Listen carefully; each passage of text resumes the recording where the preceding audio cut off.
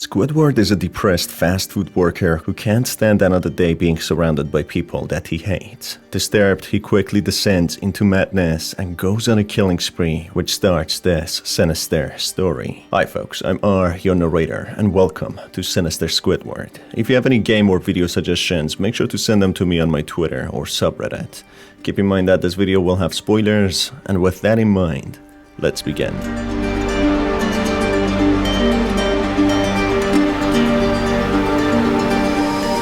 Squidward is known to be a pretty lonely and depressive octopus. He is quite short-tempered, condescending, and bitter, and he hates his own neighbors, who he considers to be disruptive and a nuisance. He works as a cashier in Krusty Krab restaurant, but he doesn't really enjoy his job, he rather hates it. He lives in a state of constant self-pity and misery, and embodies stoic attitude, and he often suffers in isolation. The game opens up as Squidward wakes up again to the same old job and the same routine, utterly resigned and displeased with his life. He contemplates his own doom. However, as he is full of anger, resentment and hate, he can't stand the thought of leaving without taking lives of people that he hates first.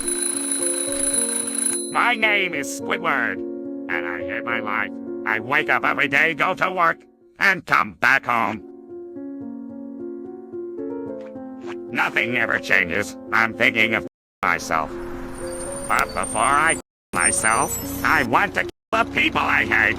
It's not the first time, however, Squidward considered his own doom, as that was also mentioned in a disturbing creepypasta, where Squidward was seen playing his clarinet as per usual when his disruptive neighbors disturb him again. Squidward, unhappy as always, yells at his neighbors as he has the concert soon and he must focus and prepare. Squidward, even though not perfect at playing his instrument, is incredibly happy to be performing, as is utterly unsatisfied with his life as it is and would love the opportunity to really be a famous and respected artist that he was meant to be. Unfortunately, the audience is not pleased with his performance, booing him out of the stage and leaving him in complete despair. Realizing he will never be able to achieve his goals and dreams, he falls into depression, haunted by his failures and shortcomings, and shortly after submits to his misery. His eyes now sunken, showing no will to continue on living, and demons hunting him, hoping for his soul.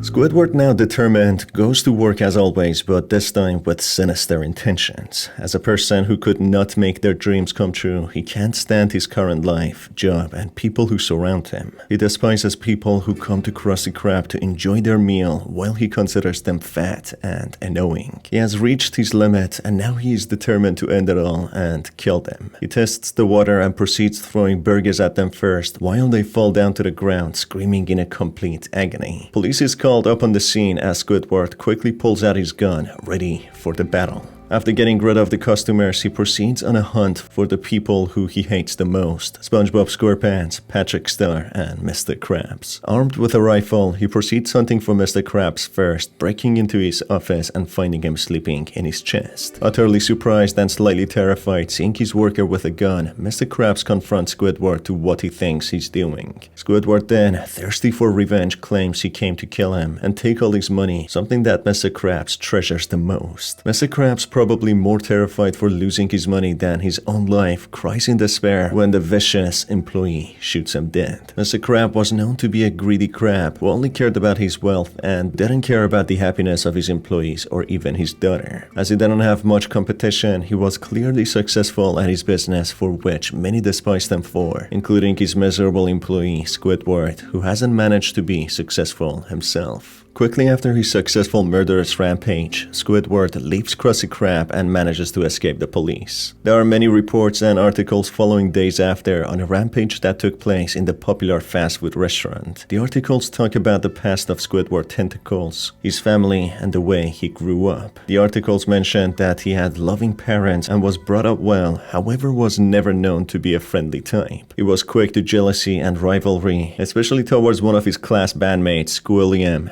fancy son. He didn't want to pursue college, which shows he wasn't highly motivated, but rather stuck in his fantasy world. He is known to be cynical and have a grandiose sense of self, seeing others as uncivilized morons, while he himself is too lazy to better himself and work towards achieving his passion and goals. Completely deluded by his pursuit of fame and jealous of those who have more talent or are more artistic than him.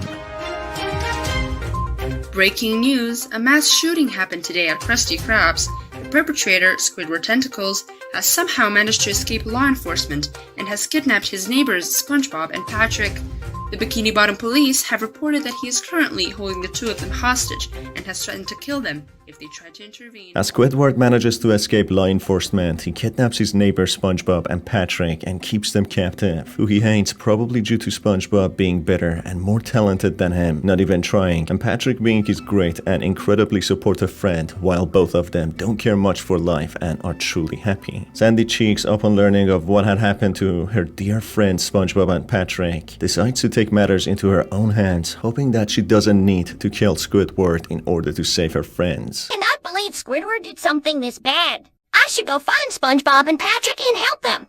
I hope I don't have to kill Squidward. She goes to SpongeBob's house in order to look for clues, and what she finds is Squidward torturing poor Patrick and SpongeBob in his own home. While loud cries are heard from the distance, Sandy Cheeks desperately looks for a way to free her friends, avoiding the perpetrator so that she herself won't fall victim to the raging Squidward. Sandy finds a crowbar, and minutes later, Patrick, in one of the rooms being tortured and screaming in agony, makes her think on her feet and proceeds to the consumer unit and turns off the power, freeing Patrick from his agony and saving him by leading him to the exit. As she proceeds looking for SpongeBob, she finds him attached, strapped to a machine that stretches his limbs as if trying to split him in half. However, the vicious Squidward is right behind her. Sandy thinks quickly and hides in the closet to avoid the perpetrator in hopes of finding something that may stop the cruel torture machine. As she explores the house in a careful manner, hiding from Squidward, she finds a bucket filled with water and decides to use it to stop the machine from working. Carefully, she manages to get back to SpongeBob while he screams in pain and pleads for help, when she soon enough manages to damage the machine and free SpongeBob, freeing him from his torture.